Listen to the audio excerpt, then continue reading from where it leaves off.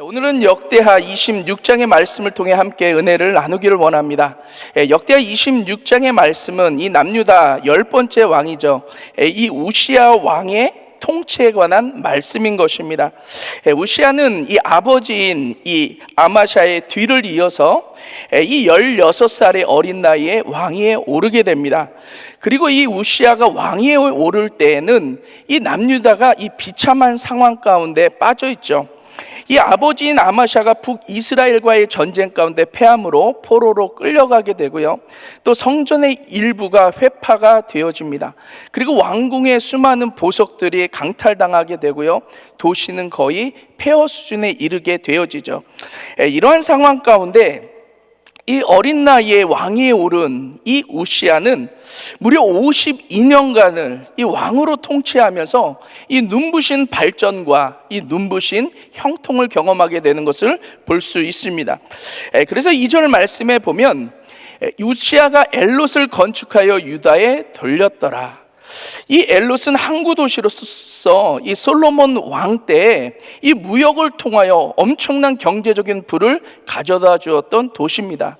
그러한 가운데 이 여로함 왕 때 이 에돔이 독립하면서 에돔에게 잠시 빼앗겼지만 이 아마샤 때에 다시 재정복하게 되어지고요. 그리고 이 우시야 때에 다시 건축하여 무역을 통하여 또한 다시 이 남유다의 엄청난 이 경제적인 부를 가져다 주게 되는 것이죠. 또 6절 말씀에 보면 우시야가 나가서 블레셋 사람과 싸우고 가드성과 아브네 성과 아스돗 성을 헐고 아스돗 땅과 블레셋 사람 가운데 성읍들을 건축하매, 이 우시야가 블레셋과의 전쟁 가운데 승리함으로 말미암아 이 블레셋뿐만 아니라 이 유다의 남동쪽 이 구르바알에 거주하던 이 아라비아 사람과 또 이 마온 사람들의 지역계까지 이 영토를 확장하게 되어졌다라는 거예요. 그러면서 통일 왕국 시대 이후로 가장 넓은 영토로 확장하게 되어지는 것을 볼 수 있습니다. 또한 10절 말씀에 보면 또 거친 땅에 망대를 세우고 물 웅덩이를 많이 팠으니 평야와 평지의 육축을 많이 기름이며 또 여러 산과 좋은 밭에 농부와 포도원을 다스리는 자를 두었으니 농사를 좋아함이더라. 이 우시야는 목축업과 이 농업을 장려함으로 이 내적인 번성을 이루게 되어지고요.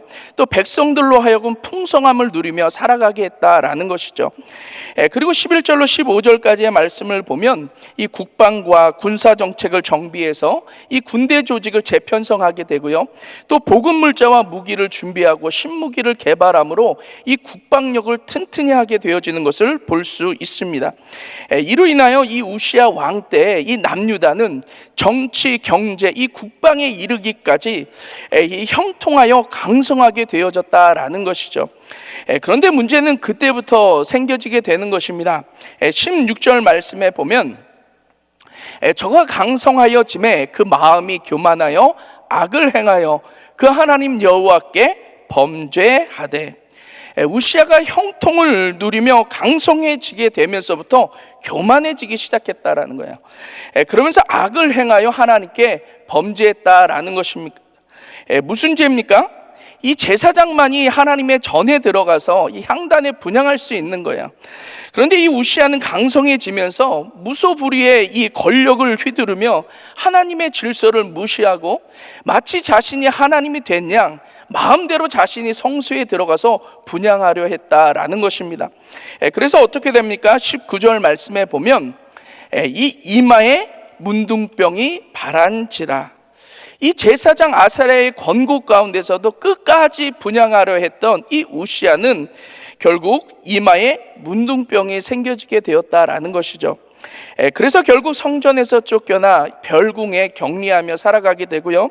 그리고 고독하게 여생을 보내다가 죽음에 이르게 되어지는 것을 볼 수 있습니다. 여기에 중요한 교훈이 있습니다. 하나님께서 우리 가운데 주신 형통은요, 우리 자신을 높이며 살아갈 수 있도록 주신 형통이 아니다라는 거예요. 하나님께서 우리 가운데 주신 형통은 그 형통을 가지고 마음껏 하나님만을 높이며 살아가기 위해서 하나님께서 우리 가운데 주셨다라는 거죠. 그래서 하나님의 사람들은 형통하면 형통할수록요 더욱더 겸손히 낮아져야 되고요, 오직 하나님만을 섬기며 하나님만을 높이며 살아가야 될 줄 믿습니다. 그리고 형통을 누릴 때 반드시 기억해야 될 것이 있다라는 거예요. 그것은 형통은 신앙의 끝이 아니라 시험의 시작일 수 있다라는 것이죠. 그래서 하나님의 사람들이 형통하면 형통할수록 더욱더 깨어서 조심해야 된다라는 거예요. 고린도전서 10장 12절 말씀에 보면 그런즉 선줄로 생각하는 자는 넘어질까 조심하라 라고 경고하고 있습니다. 우리 사랑하는 성도님들, 형통하면 형통을 할수록 더욱 조심하여 깨어 낮아지실 수 있기를 바랍니다. 그래서 형통이 진정한 축복이 되어서요 더욱 하나님만을 높이고 하나님께 영광 돌리는 삶을 통해 또 하나님 앞에 존귀하게 쓰임받게 되시기를 주님의 이름으로 축원합니다. 제가 오늘 묵상한 한 구절의 말씀은 역대하 26장 5절 말씀, 우리 한 목소리로 함께 읽도록 하겠습니다. 시작. 하나님의 묵시를 밝히 하는 스가랴의 사는 날에 하나님을 구하였고 저가 여호와를 구할 동안에는 하나님이 형통케 하셨더라. 아멘. 우리가 먹는 식품에는 반드시 유통기한이라는 것이 있습니다. 그래서 유통기한 내에 그 식품을 섭취하게 되어졌을 때 우리 몸에 여러 가지 영양소를 통해서 더욱더 건강하게 만들게 되죠. 그러나 만약 식품이 유통기한이 지나가게 되면 그 식품은 변질되기 시작하고요, 그 식품은 오히려 독소가 되어서 우리의 건강을 망치기도 하는 것입니다. 우리들의 신앙생활도 마찬가지입니다. 처음에는 하나님만을 오직 섬기고 또 하나님만을 의지하며 살아갑니다.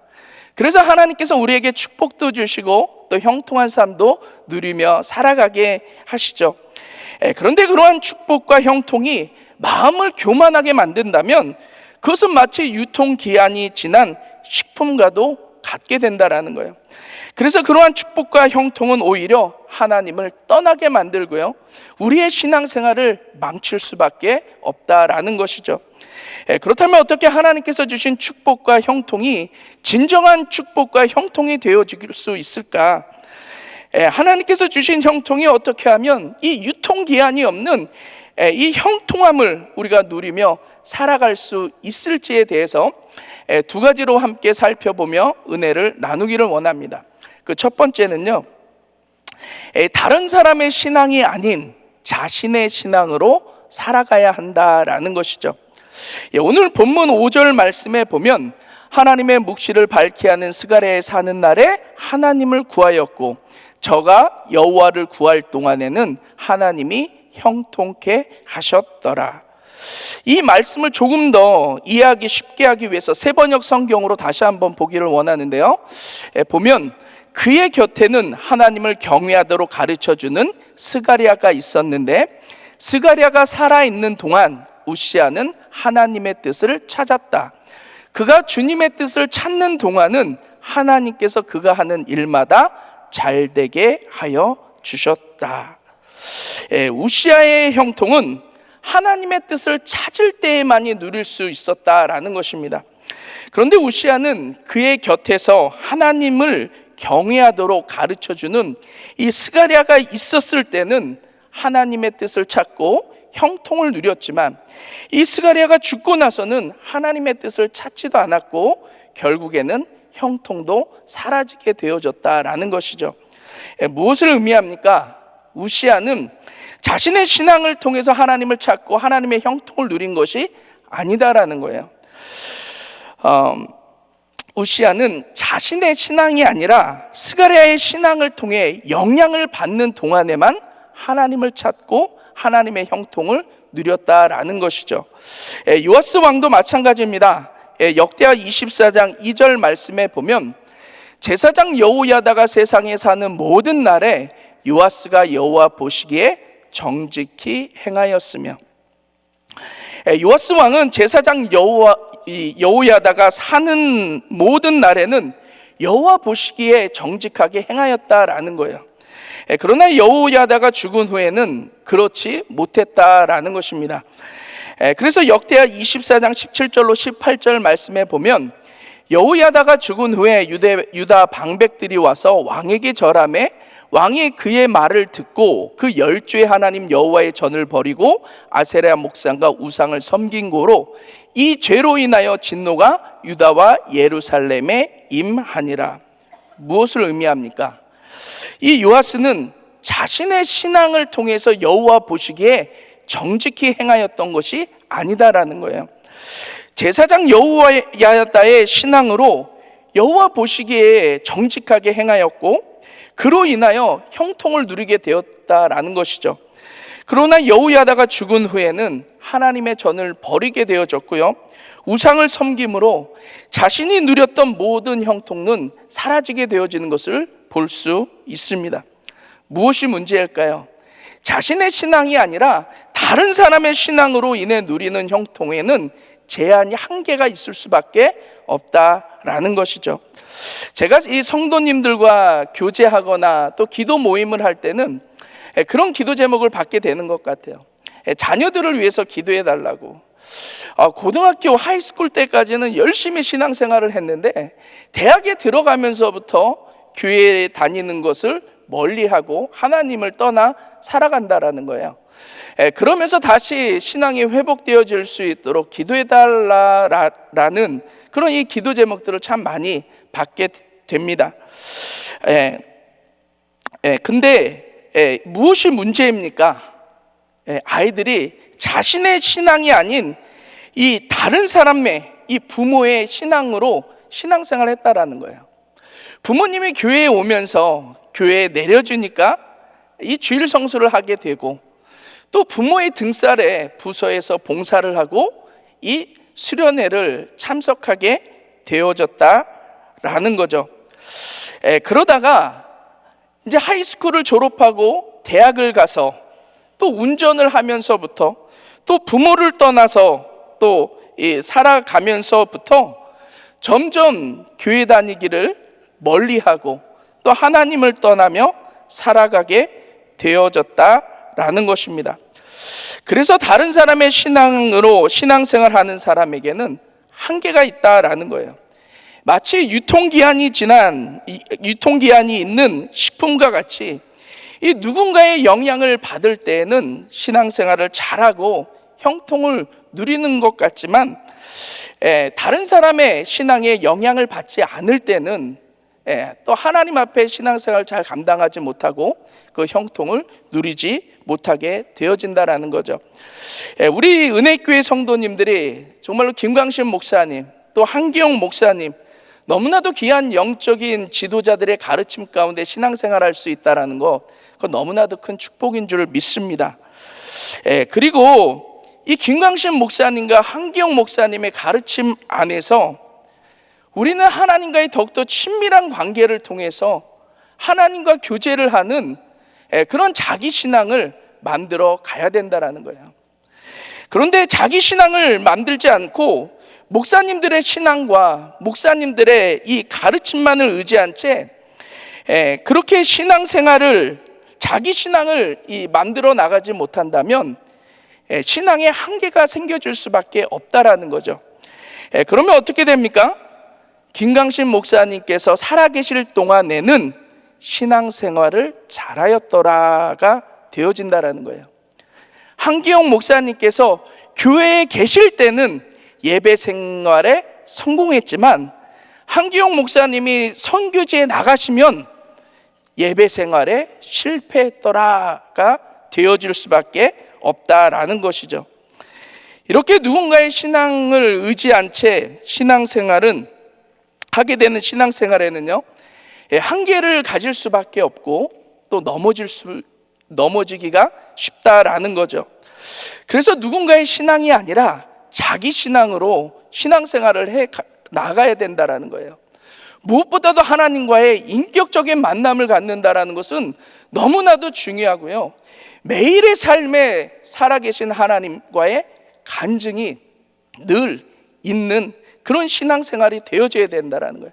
그리고 그러한 간증이 넘쳐나게 되어졌을 때 더욱더 깊은 하나님과의 인격적인 교제가 만들어지고요, 그러한 인격적인 교제를 통해서 늘 하나님만을 구하며 하나님의 뜻만을 찾으며 살아가게 되어졌을 때 어떠한 문제와 시련 가운데서도 늘 하나님만을 붙잡고 신앙생활 가운데 승리하게 되어지는 줄 믿습니다.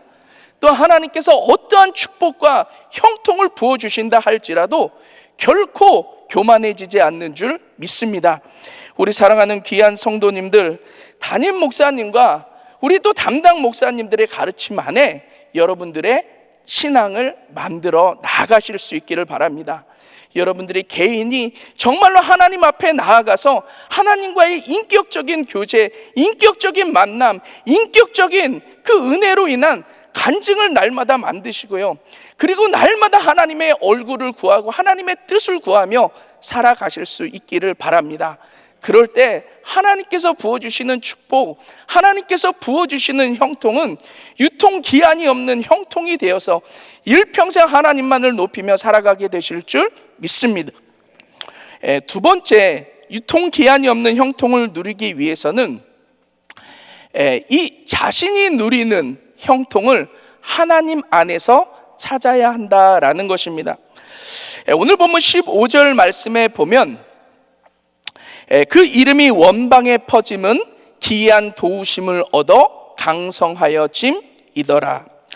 우시아가 자신의 이름이 원방에 퍼지고 강성하게 되는 형통의 원인이 바로 이 기이한 도우심에 있었다라는 것입니다.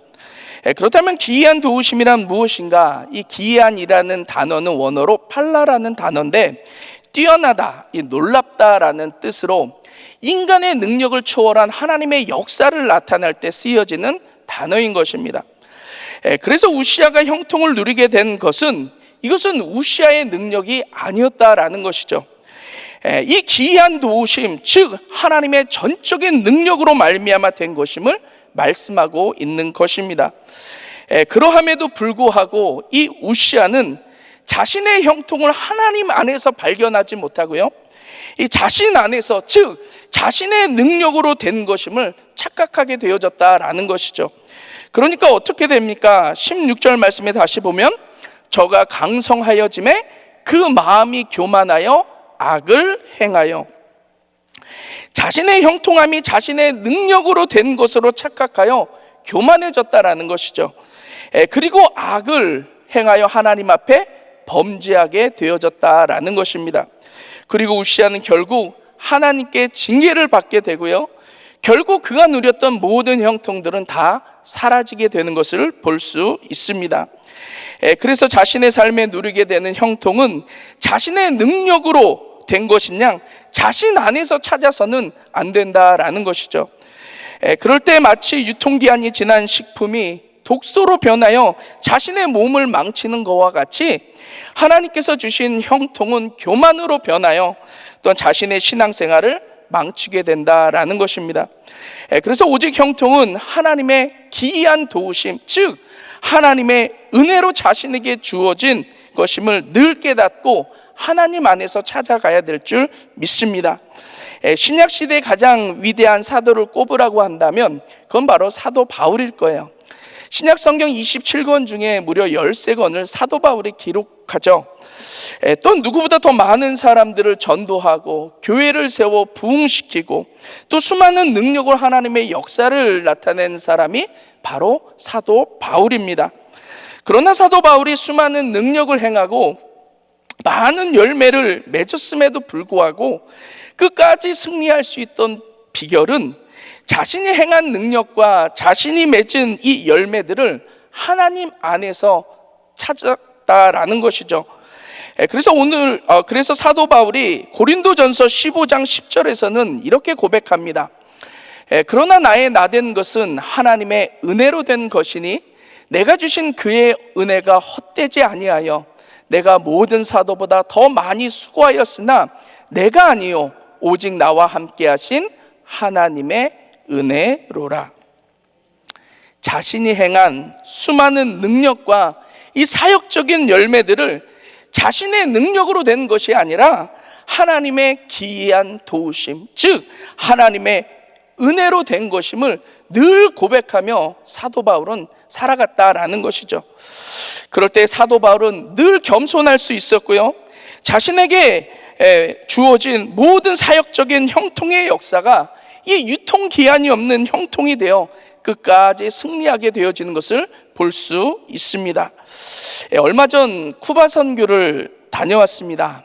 네, 이번 쿠바 선교를 준비하면서 정말로 우리의 계획대로 된 것이 거의 없었던 것 같아요. 갑자기 이제 영주권자들은 이제 쿠바에 들어갈 수 없다라고 해서 갑자기 디렉터가 바뀌게 됐고요, 또 코디네이터로 섬기시던 또 집사님도 또 사정이 또 생겨서 바뀌어지게 되어지고, 또 총무로 섬기시던 또 집사님도 또 사정이 생겨서 또 다른 분으로 바뀌게 되었습니다.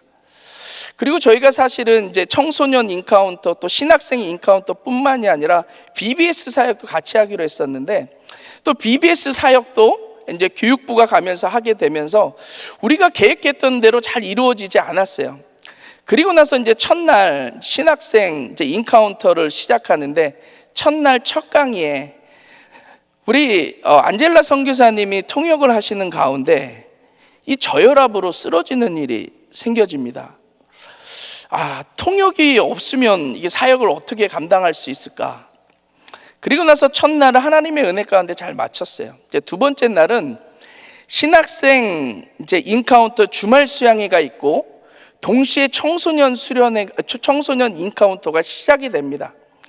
그러한 가운데 또 사역을 하다가 구스타보 선교사님이 탈진을 해서 쓰러지게 되는 일들이 생겨졌어요. 그러한 가운데 이 선교 정말로 어떻게 감당할 수 있을까? 우리가 매일 아침 모여서 이 그레이스 타임을 나누며 디보션을 가지면서 늘 고백했던 것이 있었습니다. 그게 뭐냐면, 하나님께서 우리를 이곳 가운데 보내주셨다면 하나님께서 책임지실 것이다. 그리고 반드시 하나님께서 선하심을 맛보게 할 것이다. 그리고 우리의 계획대로는 되어지지 않지만 하나님께서 반드시 좋은 것으로 역사해 주실 것이다. 그러면서 사람이 아무리 자기의 길을 계획할지라도 그 발걸음을 인도하시는 이는 여호와시라. 그 우리의 발걸음을 인도하시는 그 하나님께서 우리에게 더 좋은 것으로 경험케 하시고 더 좋은 것으로 은혜 베풀어 주실 것이다. 그러면서요, 모든 선교팀원들이 하나님만을 바라보면서 자신들이 맡은 사역들을 꿋꿋이 감당하게 되었습니다.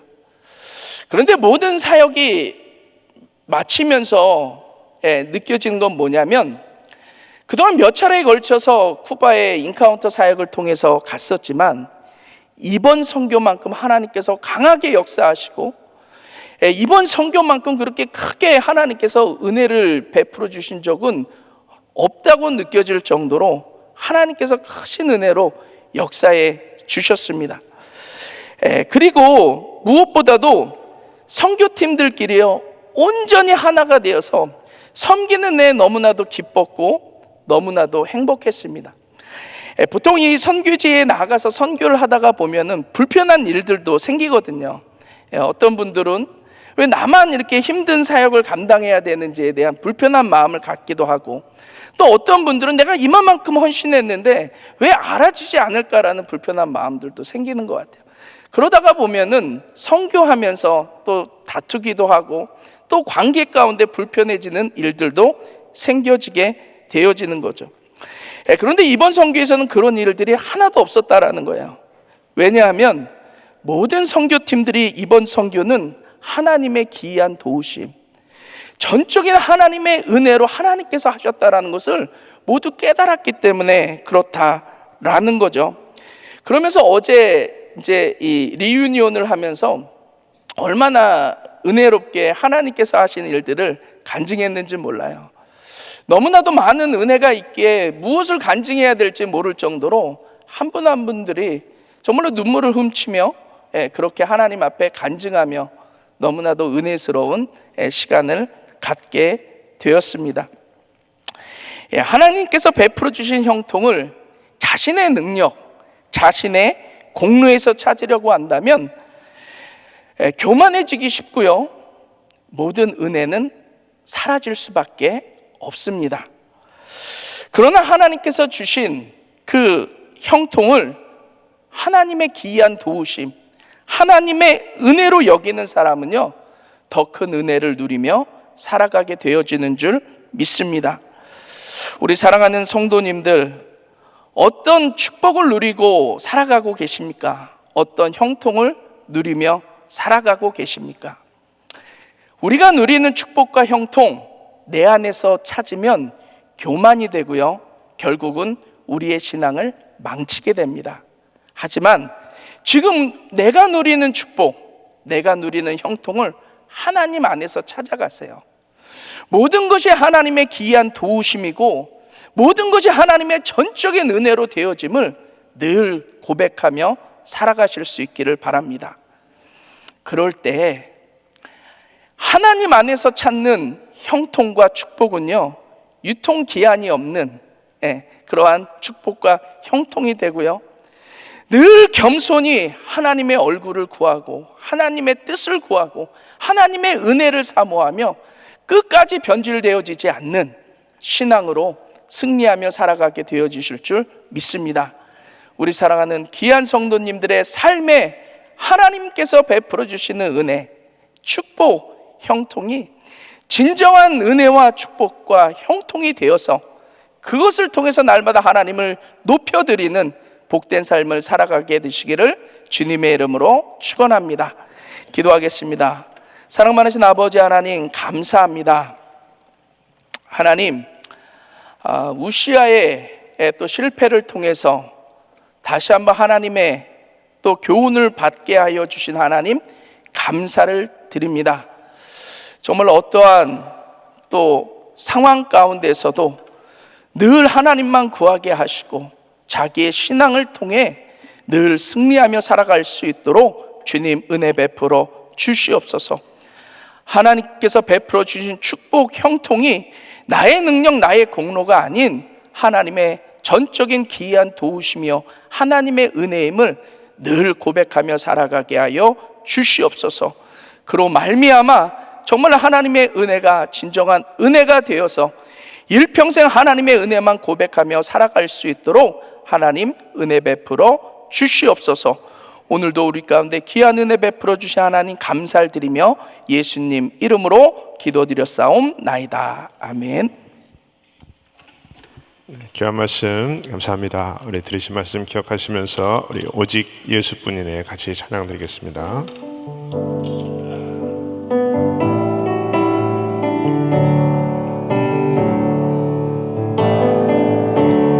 은혜 아니면 살아갈 수가 없네. 호흡마저도 다 주의 것이니 세상 평안과 위로 내겐 없어도 예수 오직 예수뿐이. 우리 다시 한 번 더 은혜 아니면 살아갈 수가 없네. 은혜 아니면 살아갈 수가 없네. 호흡마저도 다 주의 것이니 세상 평안과 위로 내겐 없어도 예수 오직 예수뿐이네. 우리 한번 두 손 들고 찬양합니다. 그 신계획 다 볼 수도 없고 작은 고난에 지쳐도 주께 묶인 나의 모든 삶 버티고 견디게 하시네.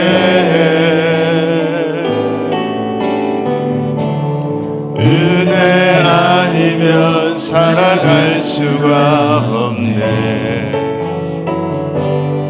나의 모든 것 다 주께 맡기니 참된 평안과 위로 내게 주신 주 예수 오직 예수뿐이네 예수 오직 예수뿐이네.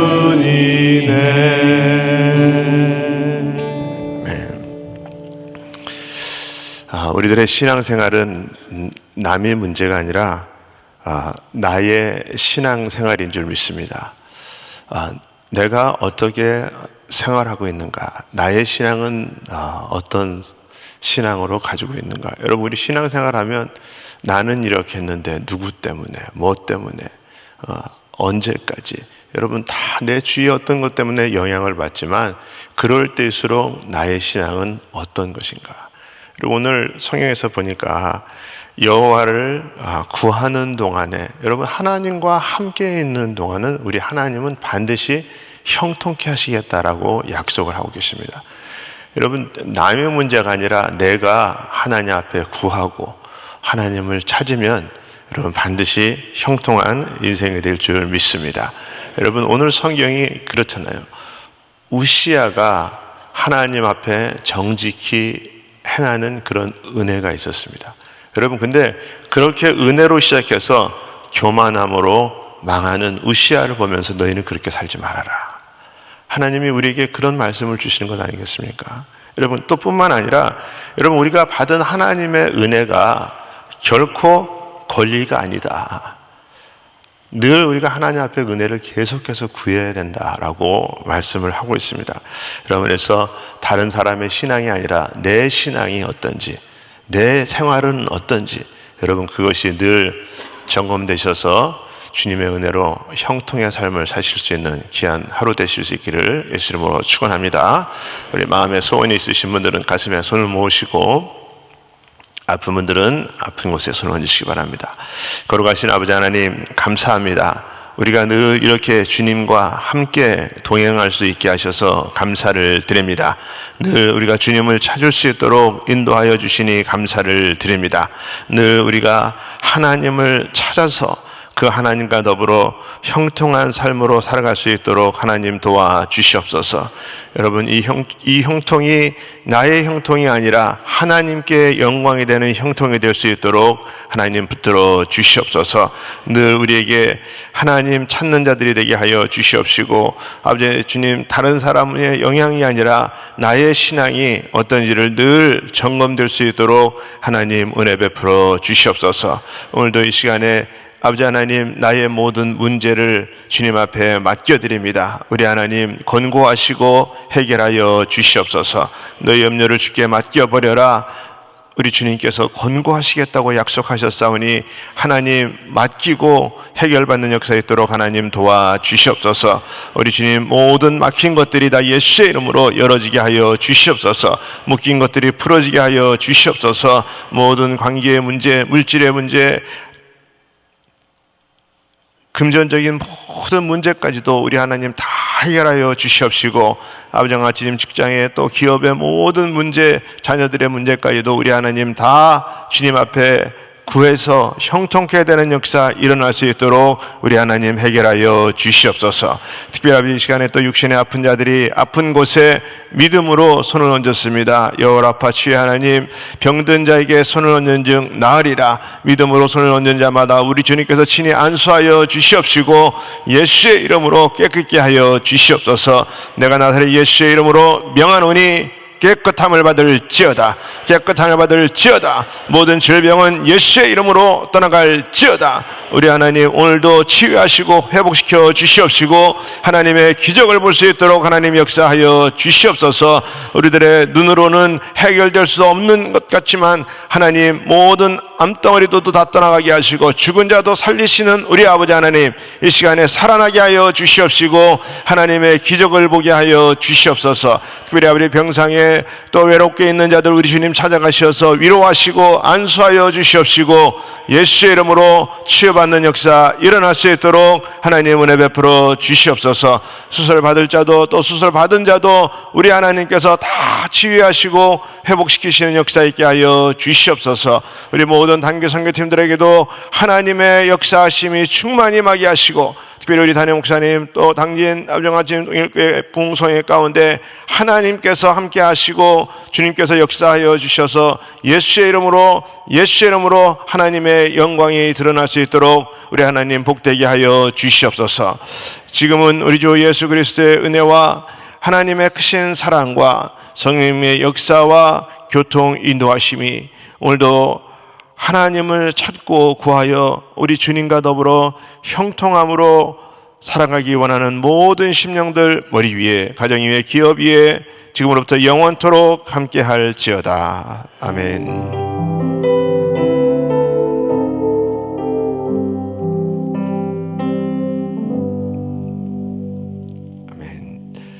우리 오늘도 기도할 자리 잡으시고 또 우리 강단 위에 올라오셔서 우리 기도하시기 바랍니다. 우리 교회를 위한 하나님의 뜻이 이루어지게 하여 주시옵시고 특별히 우리 담임 목사님 가정과 사역을 위해서 기도합니다. 우리 담임 목사님 또 말씀을 통해서 또 성령의 임재가 또 우리 당진 동일교회의 또 성도 안에 깊은 회개와 변화로 이어지고 말씀의 열매 맺을 수 있도록 위해서 기도하시고 영육의 강건함으로 붙들어 주시옵소서. 오늘 또 교회 여러 지체와 사역을 위해서 기도합니다. 특별히 마드와이즈 또 파드와이즈 위해서 또 우리 한영숙 사모님 또 우리 이창석 목사님 우리 스카이박 집사님 위해서 기도하시고 또 우리 함께 동역하는 우리 귀한 우리 권속들 위해서 우리 기도해 주시기 바랍니다. 우리 오늘 한 분의 선교사님 가정은 우리 케냐의 윤영무 윤미나 선교사님이십니다. 우리 귀한 선교사님 또 기도하시는 모든 기도 제목 응답하시고 영육의 강건함을 부어 주시옵소서. 이 시간에 우리 같이 주여 삼창하시고 통성으로 기도하겠습니다. 주여 주여 주여